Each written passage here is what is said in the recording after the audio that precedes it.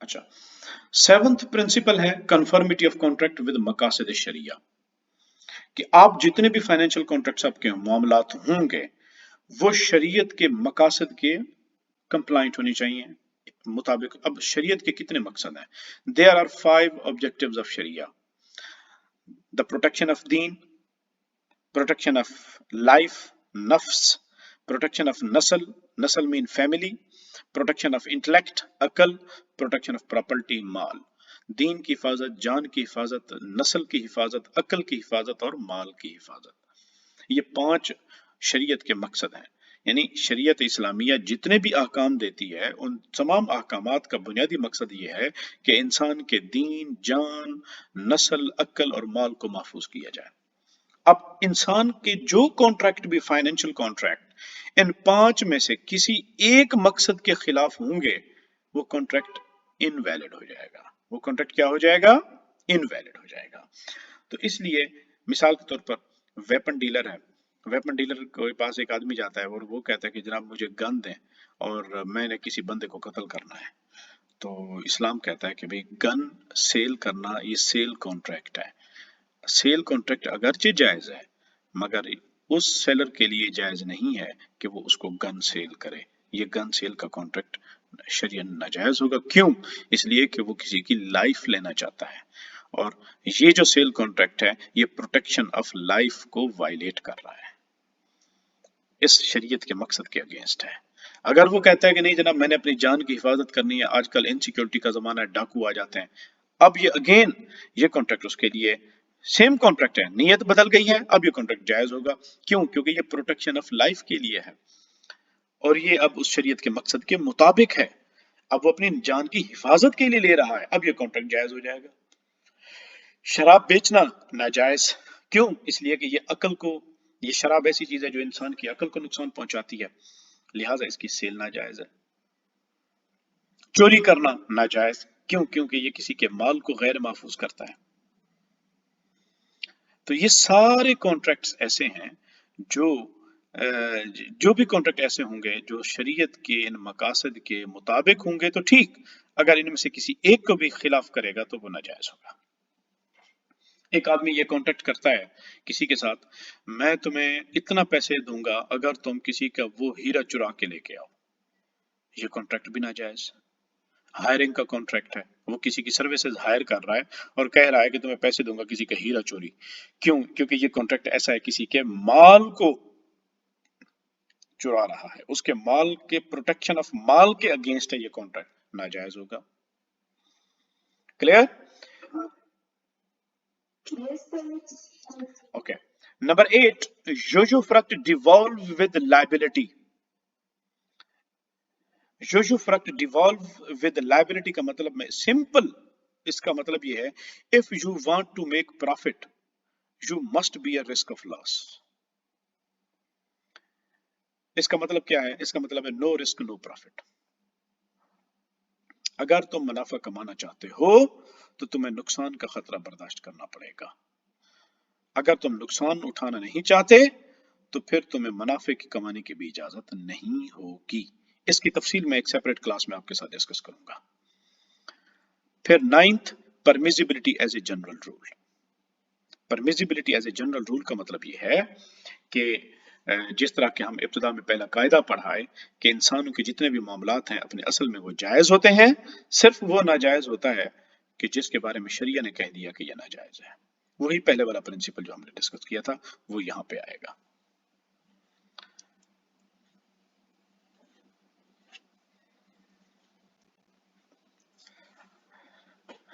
अच्छा, यहां पर कुछ कॉन्सेप्ट्स हैं वो मैं आप लोगों के साथ शेयर करता चलूं कि what is the difference between debt and loan.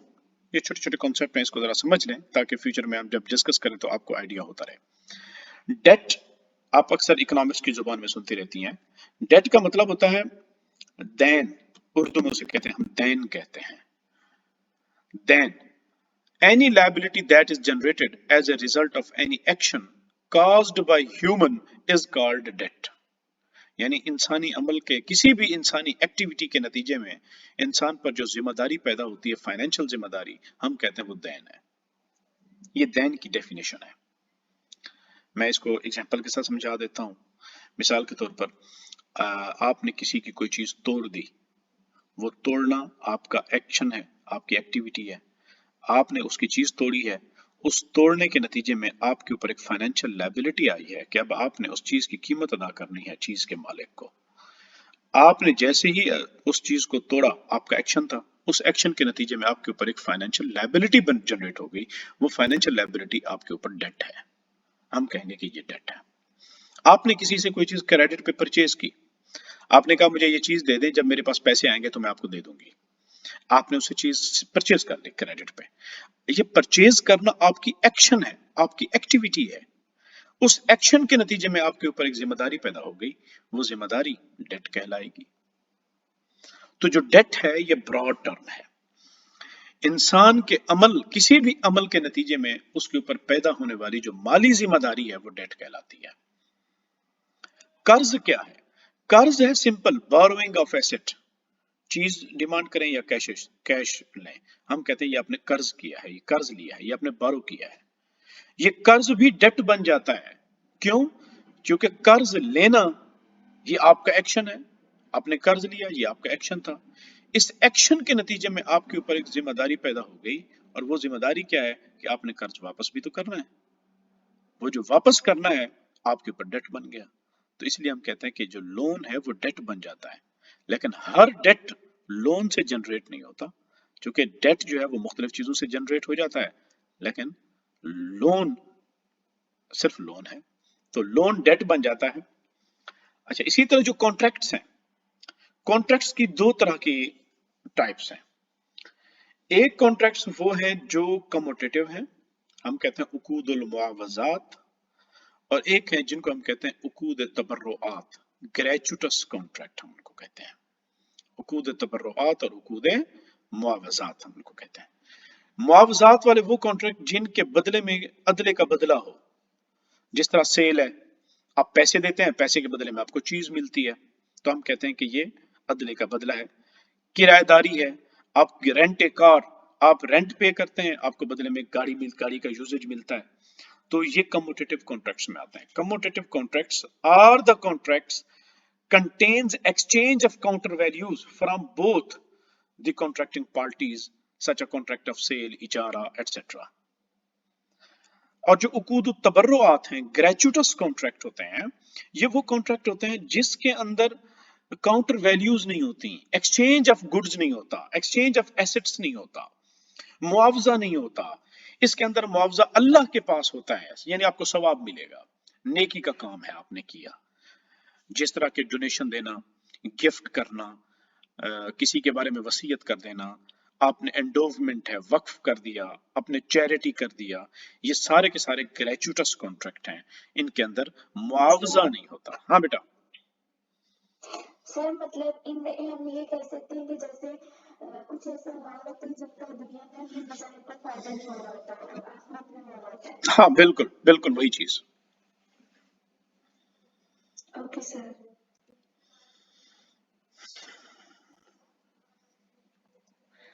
अच्छा, सेल और कर्ज में क्या डिफरेंस है भाई? देखिए, सेल होता है exchange of property for property with the mutual consent is known as sale. भाई मैंने आपको पैसे पकड़ाए, आपने उसके बदले में चीज दे दी, हमने कहा यह सेल है। मैंने आपको पेंसिल दी, आपने मुझे एक बुक दे दी, हमने कहा यह सेल है, एक्सचेंज ऑफ गुड्स हो गया। तो एक तरफ कीमत होती है, दूसरी तरफ प्रोडक्ट होती है, सब्जेक्ट मैटर, जिस चीज को खरीदा जा रहा होता है, हम कहते हैं यह सेल है। लोन क्या है?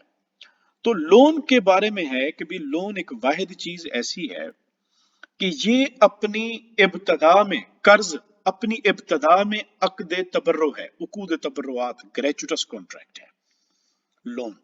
वो कैसे? क्योंकि जब आप किसी को कर्जा दे रहे होते हैं तो उस वक्त उसके बदले में आपको कुछ नहीं मिल रहा होता, आपका दिल तसल्ली कर रहा होता है, मैंने कर्जा दिया है, मेरा रब मुझे अल्लाह ताला इसका सवाब देगा, मैंने किसी की मदद कर दी कर्जे देकर। इब्तदा में ये ग्रेचुटस कॉन्ट्रैक्ट है। अच्छा, 2 महीने गुजरने के बाद जब मकरूज आकर अपना कर्जा वापस करता है आपको, जी 10,000 रुपए दिए थे आपने, ये नहीं जाए आप अपने 10,000। तो जब लोन एंड होता है तो आपको आपके 10,000 वापस मिल जाते हैं। तो ये आपके उस 10,000 के बदले में वापस आपको 10,000 मिले, تو چونکہ اب آپ کو اس کا معاوضہ عوض مل گیا تو کہتے ہیں کہ یہ اینڈ کو دیکھا جائے تو یہ کموٹیٹو کانٹریکٹ ہے، عقد معاوضہ. یعنی ابتدا میں جو آپ نے 10,000 قرض دیا تھا، ایک مہینے بعد مقروض نے وہ قرض واپس کیا تو 10,000 کے بدلے میں آپ کو 10,000 واپس مل گئے، تو یہ عقد معاوضہ بن گیا. اگرچہ یہ معاوضہ آپ کو مل گیا لیکن اللہ کے ہاں آپ کا صلہ موجود ہے کیونکہ آپ نے اس کے ساتھ نیکی کی تھی. تو کہتے ہیں لون اپنی ابتدا کے اندر کیا ہے؟ یہ عقد تبرع ہے، اور اپنی اینڈ کے اعتبار سے یہ کیا ہے؟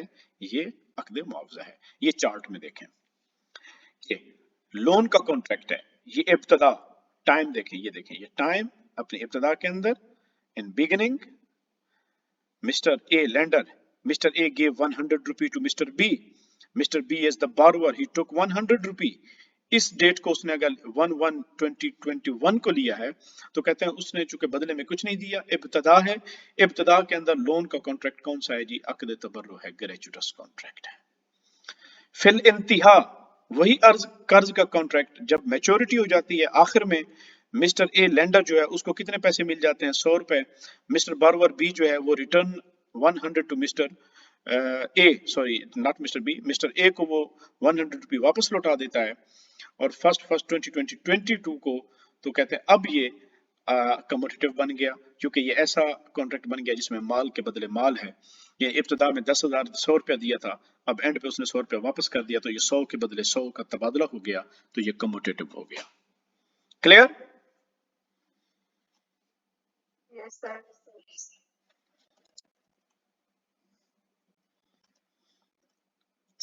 آج کی کلاس آپ لوگوں کے لیے اتنی کافی ہے.